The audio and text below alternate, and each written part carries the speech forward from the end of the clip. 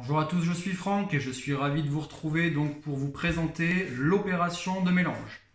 Donc en termes de définition, un mélange est une opération qui consiste à associer différents composants dans le but d'obtenir une association donc homogène. Voilà, donc j'ai choisi un extrait sec de prêle. J'ai choisi, puisque nous devons assécher les extraits secs, donc j'ai 1 g d'extrait sec de prêle. Je vais donc assécher à hauteur de 50% mon extrait sec avec une silice colloïdale hydratée. Donc j'ai 0,5 g de silice colloïdale hydratée. Et j'ai choisi d'ajouter à ce mélange donc du lactose et j'en ai 3 g. Au niveau du mode de préparation, je commence donc par assécher l'extrait sec en mélangeant, en pulvérisant d'abord ma silice colloïdale hydratée.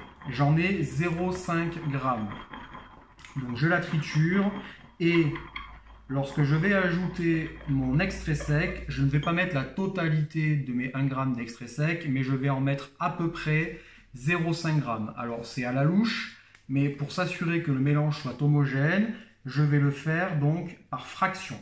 Donc j'ai mis à peu près 0,5 g de mon extrait sec de prêle et j'effectue donc une trituration jusqu'à ce que mon mélange soit visuellement donc homogène. Lorsque ce sera le cas, je vais pouvoir rajouter ma quantité restante d'extrait sec de prêle.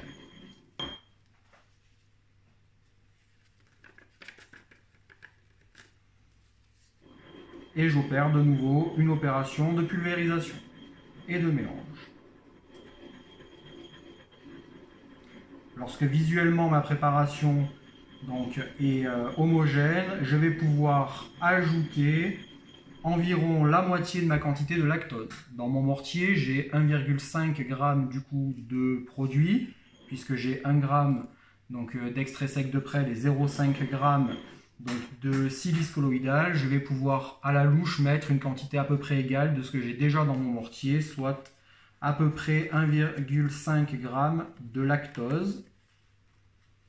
Donc à peu près la moitié de ma quantité de lactose. Et j'opère donc une nouvelle fois une opération donc, de trituration jusqu'à ce que le mélange me paraisse visuellement homogène. Là, il est assez facile de contrôler l'homogénéité en sachant que j'ai à l'intérieur un extrait sec qui est coloré.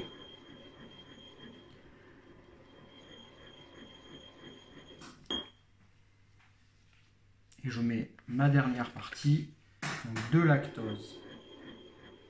Voilà, de cette façon, je m'assure d'avoir un mélange homogène à la suite donc, de mon opération de mélange.